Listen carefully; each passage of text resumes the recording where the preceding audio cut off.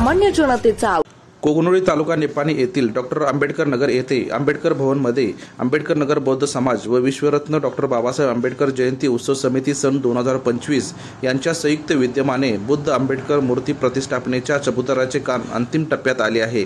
या कामाकरिता सोमवार दिनांक 3 रोजी माजी ग्रामपंचायत उपाध्यक्ष दगडू नाईक व राजश्री दगडू नाईक यांच्या वतीने 10,000 रुपये धम्मदान संयोजकांच्याकडे सुपूर्द करण्यात आले।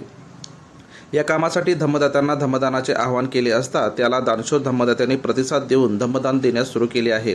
यापूर्वी आंबेडकर नगर कोगनोळी रहिवासी व जिल्हा परिषदेचे आरोग्य विभागाचे विस्तार अधिकारी आयुष्यमान कुमार गुंडू कांबळे, कोगनोळीचे रहिवासी व गुहागरचे सेवानिवृत्त तहसीलदार आयुष्यमान अशोक धोंडीराम नाईक, वंचित बहुजन आघाडीचे पदाधिकारी चिक्कोडी तालुका SC/ST कोर कमिटी सदस्य आयुष्यमान सुधीर माने तसेच आंबेडकर नगरमधील सामाजिक कार्यकर्ते आयुष्यमान विजय नाईक, आयुष्यमान देवानंद आवटेसर, आयुष्यमान सागर वराळे यांच्याकडून मूर्ती प्रतिष्ठापनेसाठी आर्थिक धम्मदान देण्यात आले आहे।